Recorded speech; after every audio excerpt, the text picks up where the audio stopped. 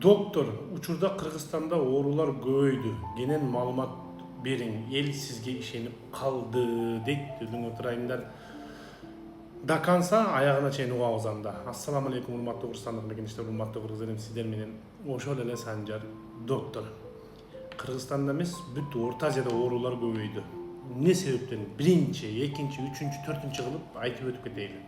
Биринчи тамак аштан. Жеп аткан тамагыңыз неден жасалып атат, неден болуп атат, ошону өзүңүз көзөмөлгө алышыңыз керек. Кафелерден, Кудайдын куттуу күнү кафелерден тамактанасыңар. Кафеде соустарга эмне кошулуп атат, аны эч ким билбейт. Ак майда баштайлы, биринчи ак май кошкондон. Семечка кайсыл жерде сулат, мен Кыргызстанда көрбөдүм. Семечка май деп каяктан келип атат, ким контролдоп атат, аны билбейм. Мен ишенбейм, мен пакта май ичем.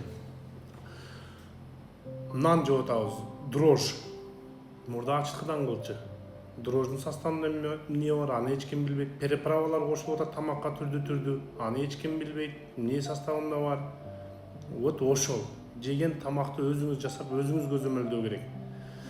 Эмнеге биздин чоң ата, чоң апалар мурда жакшы оорубай, жакшы жашаган? Алар туура тамактанган. Таза айран, таза кымыз, таза каймак, таза тамактанган, таза сүт ичип, туурабы? Аны бардыгыбыз эле билебиз. Анан кыймыл аракет көп болгон. Вот биринчиси ошол тамак аштан, туура эмес тамактануу. Кудайдын куттуу күнү кафе, чайга чакырыптыр. Тигинин туулган күнү экен, черный касса экен, коллектив отуруп атабыз, тиги отуруп атабыз деп жеп ал жерде жер жаңактай болуп, фигура жер жаңак болуп, анан Санжар доктор арктанга эмне бар деп келесиңер. Өзүңөр мынаны тыйбайсыңар. Ашказан, боор, өт дагы таң калбай бүтпөй болду да. Таң калып бүтпөй болду. Конечно, питание мурда дагы бир мындай обычный сууну айтайын. Сууну. Өзүңөр аны жакшы билесиңер. Мурда тойлордо, туулган күн, баягы шайтан жаңы жыл, шайтан Норуз, баягы эски үрп адат боюнча баягындай майрам кылып алганбыз го. Ошондой деле иччилек да биз мурда. Кока-кола, фанта, вот напитокторду. Азыр Кудайдын куттуу күнү ичип атабыз. Кудайдын куттуу күнү кеңири эле. Мурда кока-кола ичсек сүйүнөт элек да той нелерде. Азыр Кудайдын куттуу күнү, кененчилик, как бейиште жашап аткан эле жашап атат элдер. Балдар түрдүү сок, түрдүү магазинде китайский нерселерди жеп атат, баягы резиновый бирдекелерди. Алып бербесеңиз ыйлайт баланын көңүлү деп ден соолук талкаланып атат күндөн күнгө, аны эч ким билбейт. Тамак аш, кыскасын айтканда, вот обычный суудан эле, өзүңүз деле ошол чогулушка, отурушка барасызбы, чайга барасызбы, ошол жерде по-любому бир сок ичесиз. Мага коладан койчу, мага кафеден койчу, фантадан койчу, мага тиги соктон койчу. Ал натуральный деп ойлойсузбу? Натуральный бирөө кайнатып келип, натуральный өрүктү салып, виноград салып жасап атат дейсизби? Никогда антпейт ал. Мен студент убагымда 3 жыл каникул айында ошо Coca-Cola заводдо иштегенмен, түрдүү сокторду ошол порошоктон кошуп жасаган. Түрдүү мен көзүм менен көрүп, эми студент элем, үйгө жардам болсун деп иштейт элем. Вот ошондой тамак аш питание. Экинчиси депрессия, стресс, оорулардын келип чыгышы. Ошолдон Кыргызстанда эмне көп? Ажырашуу көп. Эмне көп? Соц тармак кенен тараган. Соц тармак бирөөнүн жашоосун көрүп алып, мындай жашап атат экен. Менин күйөөм мындай кылат, менин мындай, биз мыяктабыз, мындай деп бактылуу жашоосун көрсөтүп, менин күйөөм бага мындай кылды, андай кылды. Баары жалган. Ал калп эле көрсөтүп атат. Өзүнө подписчик чогултуп, эртең подписчик чогултуп бизнес кылат, реклама кылат. Бир нерсе товарын ошентип көрсөтүп, ал өзүндө жок. Адам эмне жок болсо, өзүнө эмне жетпесе ошону айтат. Ошону айтып чыгат. Негизи андай эмес. Бар редко. Вот ошол соц тармак, депрессия, стресс не көп? Ажырашкан көп. Тиги жакшы жашап атат го, бул жакшы жашап атат го. Ошо ажырашканга чейин ойлонуш керек адам. Эми акылдуу болуп атасың, андай деп сүйлөшкөн мүмкүн, бирок жашоодо бар нерсени айтып атам. Турмуш деп турат, турмуш башыңа муш. Турмушта ар кандай нерсе болот. Сабыр кылыш керек, тыюу керек, бардыгы жакшы болот. ата апабыздан сурайлы, кантип ушунча жыл 40 жыл бактылуу болуп жашадыңар десеңер, ата апа айтып берет, уялбай эле сураш керек. Себеби ажырашуу аябай көбөйгөн ажырашуу.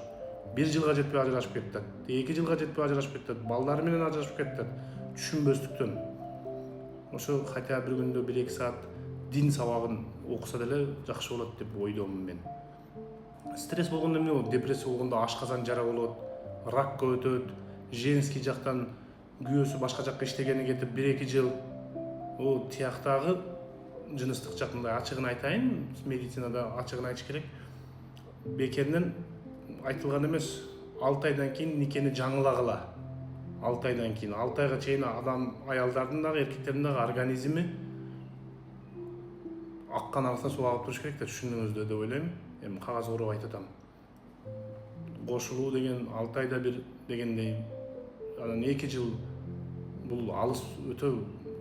Рак, шейки матки, рак аябай көбөйгөн женский жактан билесиңиздер. И көкүрөк жактан гормональный нарушение. Вот ошондон болот. Вот ошол стресс, депрессияны айтып атам.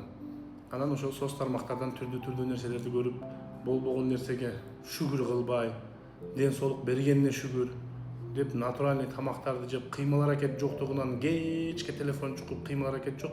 Конечно, ооруйбуз. Мурда биздин дагы ата-энелерибиз билебиз, кичинебизде. Мен өзүм деле полияда иштегенмин. Жер чапканмын.